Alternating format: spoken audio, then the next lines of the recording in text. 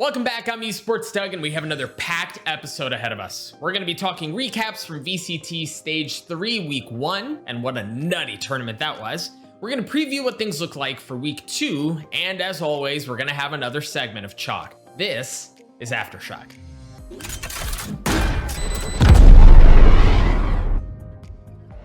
Before we get too far into everything that went down in Week 1, let's take a quick refresher on how all of this works. We just wrapped up both the Week 1 Open Qualifier and the Week 1 main event. The top 8 teams from the Open Qualifier made their way to a double elimination bracket from which the top 4 teams are invited to the Challengers playoffs, as you can see in this nice graphic here. The bottom 4 from the Week 1 main event get to skip the Open Qualifier from Week 2 and get a straight shot into the Week 2 main event, where they'll be joined by 4 new faces from the Week 2 Open Qualifier. Make sure you're keeping up here. From there, 8 teams are vying for the 4 spots in a double elimination bracket that will qualify for Challengers playoffs, the final stage for North America before Masters 3 in Berlin, Germany. We'll talk a bit more about playoffs in the coming weeks.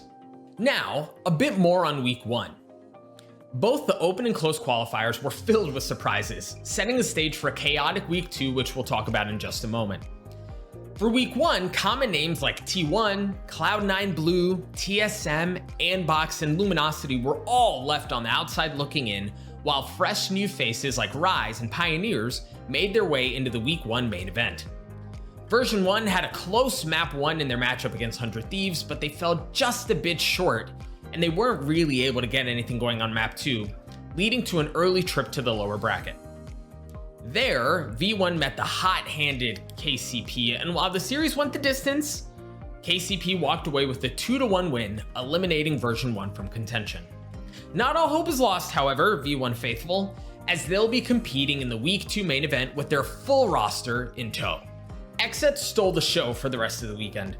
The newly minted roster managed to take down both Sentinels and 100 Thieves to not only make it to the grand finals, but also qualify for the Challengers playoffs next month. Sentinels, meanwhile, in typical Sentinels fashion, put together an impressive lower bracket run with 2-0 wins over KCP, Envy, and 100 Thieves to earn a rematch with Xset in the grand finals. The series delivered from beginning to end, including highlight plays, overtime rounds, and really anything else you could possibly ask for, as Sentinels were able to take down Xset 3-1 in the rematch and be crowned champions. Week 2 will be an entirely different monster. The open bracket alone features the likes of Cloud9, NRG, T1, TSM, Immortals, Andbox, FaZe, Evil Geniuses, Renegades, Luminosity, and more. It gets even tighter when we remember that only 4 teams are going to make it out of that gauntlet to meet up with KCP, Gen G, Version1, and Rise in the Week 2 main event. With so many stacked teams and only 4 spots up for grabs, you're not going to want to miss a second of the action. Additionally, keep in mind that the action doesn't stop here.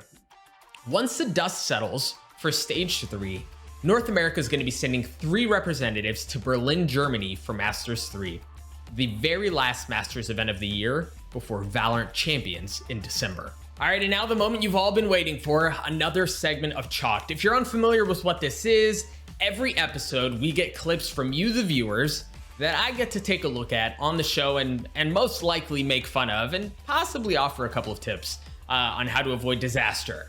So this time we're actually going to be looking at a clip that was found on Twitter from Clapper EU, and let's pull it up and take a look at it. We've got Omen.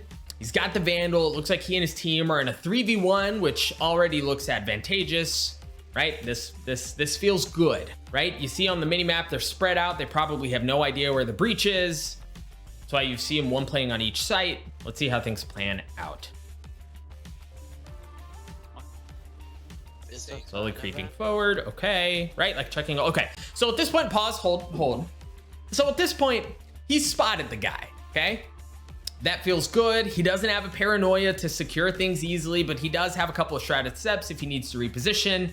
He's got full armor as well. This should be very easy, right? He should have this. There's really no reason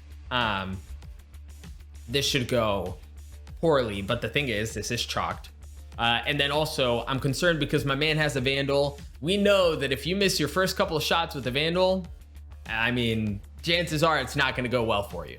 He's even got, we got to pause it again, because he's even got like, I mean, it's there, right? Like all he has to do is left click at this point.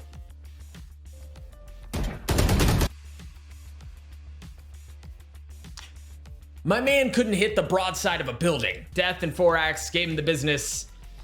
That was ugly. Yeah, that was hard. That one was a tough one. That one was a tough one to watch. That's gonna do it for this episode of Aftershock. If you haven't done so already, make sure you're submitting your clips on Twitter for your chance to be featured. From everyone behind the scenes who makes this show possible, thank you so much for hanging out with us. We'll see you next time.